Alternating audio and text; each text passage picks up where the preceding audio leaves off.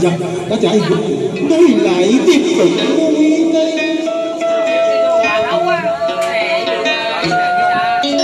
để cây thành cổ hầu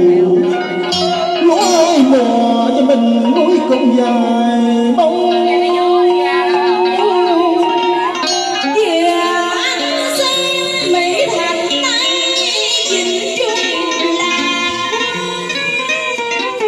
Lúa tràn về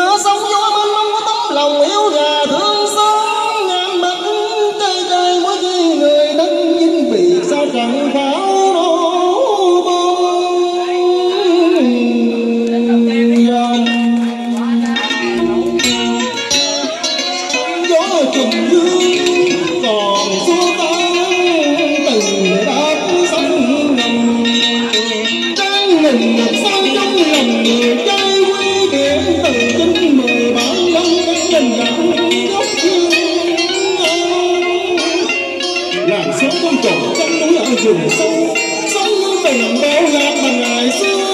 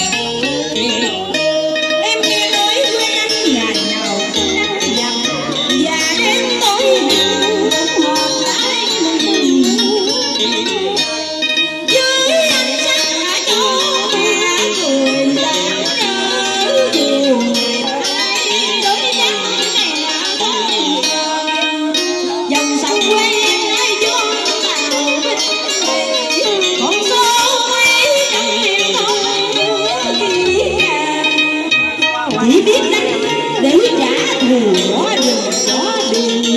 cho sống làm cha mẹ trai. Về thế trong sự là việc sống ra với tình thì bỏ mỗi chuyến trong bài đổi bằng xương sâu về lời mẹ gọi mang mang tình nghĩa ai về.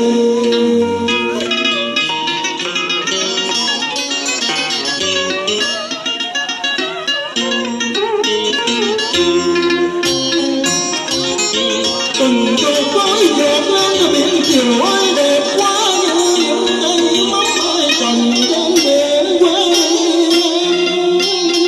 chiếc xuồng sâu cùng 70 tấn dầu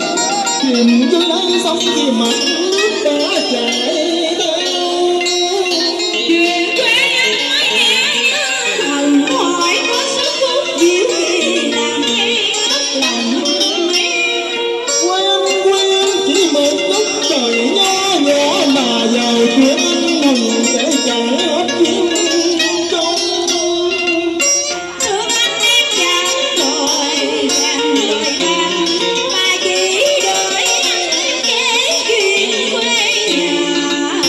yêu em anh có lỡ không đây mẹ em là du khách biên thuở với tại núi mẹ yêu trai đất người đã biết cả một